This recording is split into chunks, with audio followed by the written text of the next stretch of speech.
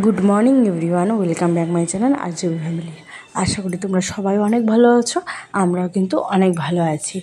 তো আজকে কিন্তু সকাল সকাল ব্লগটা সেরকমভাবে তৈরি করতে পারিনি, তো তোমাদের সাথে আজকে একটা রেসিপি শেয়ার করব। তো অবশ্যই তোমরা সাথে থাকো, পাশে থাকো, দেখতে থাকো। আর অবশ্যই ভালো লাগলে কিন্তু লাইক, কমেন্ট, শেয়ার অবশ্যই করবে। আর তোমরাও পারলে বাড়িতে ট্রাই করতে পারো। তো যাই হোক, মামাম কিন্তু ওর মতো ওদিকে গাড়ি নিয়ে খেলা করছে, আর আমি এদিকে কী করছি বলো তো, এই যে কাঁঠালের যে বীজগুলো যে রয়েছে সেগুলো চোকলাগুলো ছাড়িয়ে ভাজা করব, তার জন্য সেগুলো হচ্ছে তোমার কুটিয়ে নিচ্ছি। তো সত্যি কথা বলতে ভাত ওদিকে উবুর করা শেষ, আর একদম সিম্পল রান্নাবাড়া আজকে করেছি, তার সাথে একটা সিম্পল রেসিপি রয়েছে। তো ভাবলাম যে এই রেসিপিটা তোমাদের সাথে শেয়ার করা যেতেই পারে, তাই না? তো এর আগে আমি একবার এই রেসিপিটা ট্রাই করেছি, তো আজকে দ্বিতীয়বার ট্রাই করব।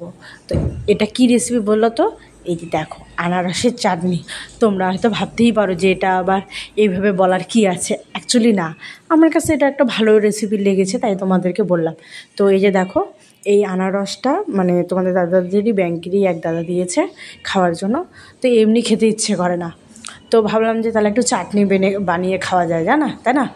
তো ওটাই আর কি কাটবো। তো যাই হোক, আনারসটা কাটতে গিয়ে কিন্তু অনেক অবস্থা কাহিল হয়ে গেছে। তো ওদিকে কিন্তু গান চালু করে দিয়েছি, মামাম গান শুনছে আর খেলছে, আর আমি এদিকে গানের তালে তালে আনারসটা কাটার চেষ্টা করছি। এই যে দেখো, আনারসটা কাটতে গিয়ে মানে অবস্থা খুব খারাপ হয়ে গেল, আর বলো না। অ্যাকচুয়ালি তো চোকলাগুলো প্রচণ্ড মানে আনারসের চোকলাগুলো তো প্রচণ্ড পরিমাণে শক্ত থাকে, তো একটু জোর দিয়েই কাটতে হয়, তোমরা হয়তো সবাই জানো, তাই না? তো আমিও আর কি ওটাই আর কি কাটছি।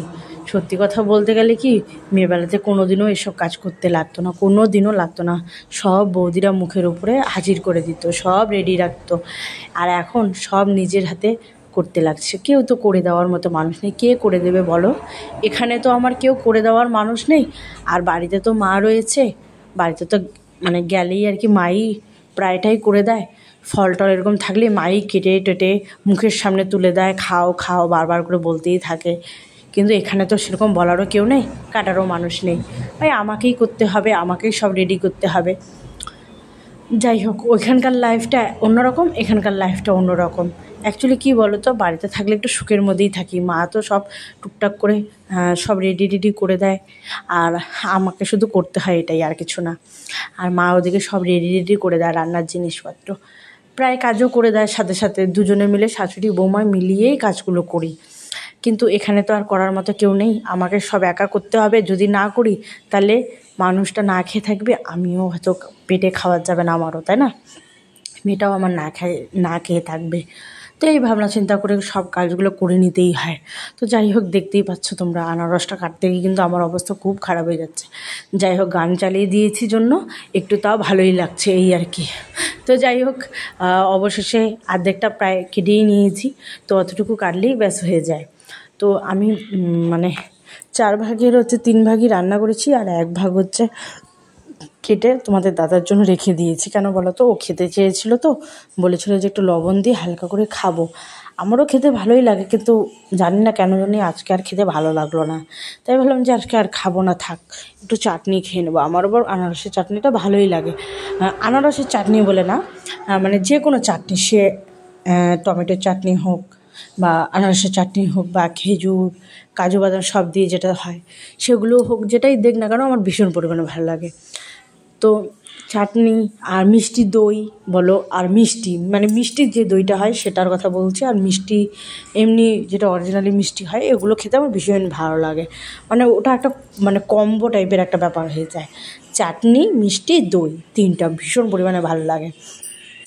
তো যাই হোক, এদিকে আমি ওটা কাটতে কাটতে তারপরে এদিকে দেখো একটু তরকারি ভাজা টাজাগুলো নাড়ছিলাম, কারণ ওদিকে গ্যাসে ওগুলো চাপিয়ে দিয়ে এগুলো কাটাকাটি করছি।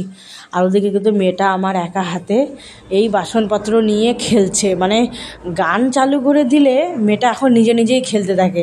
মানে একটু একটু কোনো সময় একটু মানে চঞ্চলামি করে, সে তো করবেই বলো, একা একা খেলে, এটাই আমার কাছে অনেক। আমার রান্নাটা তো কমপ্লিট হয়ে যায়, তাই আমি কি কোনো রকম ওকে বারণ করি না, ও ওর মতো খেলতে থাকে, আমি আমার মতো কাজ করতে থাকি। রান্না করতে করতে মানে মাম্মাম যে কয়বার এসে ডিস্টার্ব করে, কিন্তু কিছু করার নেই, থাক, কোনো ব্যাপার না। বাচ্চাটা আমার চুপচাপ তাও খেলতে থাকে, এটাই আমার কাছে ভীষণ একটা ভালো ব্যাপার। তো যাই হোক, আনারসটা কাটতে গিয়ে মানে কি বলবো, চোকলাটা ছাড়াও, তারপরে আবার চোখগুলো ছাড়াও, মানে অনেক ব্যাপার। তো এই যে দেখো, বড় বাটিটাতে রেখেছি, এটা চাটনি বানাবো, আর ছোটো বাটিটা তোমাদের দাদার জন্য রেখে দিয়েছি। ভিডিওটা করেছিলাম সুন্দরভাবেই, পরে জানি না কেন পর্দাটা দেখি ছোট হয়ে গেছে, কি জানি কিছুই বুঝতে পারলাম না। তো এই যে দেখো, কাঁঠালের বীজটা একটু ভাজা করে নিচ্ছি, ওটা ভাজা হয়ে গেলেই কিন্তু আমি চাটনিটা বসিয়ে দেবো। তো চাটনিটা আমি কিভাবে বানাচ্ছি, একদম সিম্পলভাবে আমার মতো করে আমি বানাচ্ছি, তোমাদের সাথে সেটাই শেয়ার করব। আর আমার মাম্মা ওই যে গান চালু করা রয়েছে, ওর মতো ওই বিছানাতে বাসনপত্র নিয়ে, জিনিসপত্র নিয়ে খেলছে। তো চলো তোমাদের সাথে রান্নাটা শেয়ার করা যায়। তো এই যে দেখো, কড়াইটা বসিয়ে দিয়েছি, কড়াইটা এদিকে গরম হচ্ছে, একটু তেল দিয়ে দিলাম, তেলের সাথে একটু ফোড়ন দেবো। ফোড়নটা কী দেবো বলো তো, একটু সর্ষে দেবো ফোড়ন, সর্ষে, শুকনো লঙ্কা, তেজপাতা। অনেকে দেখি যে কালো জিরা দিয়েছে, পাঁচ ফোড়ন দেয়, অনেকে অনেক রকমভাবে বানায়, কিন্তু মানে এই ফোড়নটা দিয়ে খেতে আমার বেশি টেস্ট লেগেছে। তোমরাও ট্রাই করতে পারো, অবশ্যই তোমাদেরও ভালো লাগবে। আর পাঁচফোড়ন দিয়েটা আমি কোনোদিনও খাইনি, আর আমার জানাও নেই যে ওটার স্বাদটা কেমন হবে। হয়তো তোমরা বানাতেই পারো, কেমন টেস্ট হয় তোমরা কিন্তু অবশ্যই আমাকে জানিও, ঠিক আছে? তো যাই হোক, এদিকে ভাজা মানে ফোড়নটা প্রায় হয়েই গেছে। তো এখন কিন্তু আমি আনারসটাও একটু পরে দিয়ে দেবো। তো এদিকে কি বলো তো, সবচেয়ে মানে ইজি হচ্ছে রেসিপির মধ্যে আমি মনে করি চাটনি বানানোটা। যদি ফোড়নটা ভালো মতো মানে দিতে পারো তুমি, তাহলে কিন্তু চাটনিটার টেস্টটা হচ্ছে বেশি গুণে বেড়ে যায়, তাই না বলো? ঠিক বললাম তো? তোমরা কিন্তু অবশ্যই তোমাদের মতামতটা আমাকে জানাবে। তো যাই হোক, এদিকে কিন্তু ফোড়নটা প্রায় ভাজা হয়ে গেছে। এখন এই যে তোমার ভালো করে মানে আনারসটা দিয়ে দিলাম। এখন হালকা একটু নুন দিয়ে, হালকা একটু হলুদ দিয়ে এটাকে হচ্ছে ঢাকা দিয়ে রাখবো, একটু ভাজা মানে একটু হচ্ছে তোমার সেদ্ধ হওয়ার জন্য।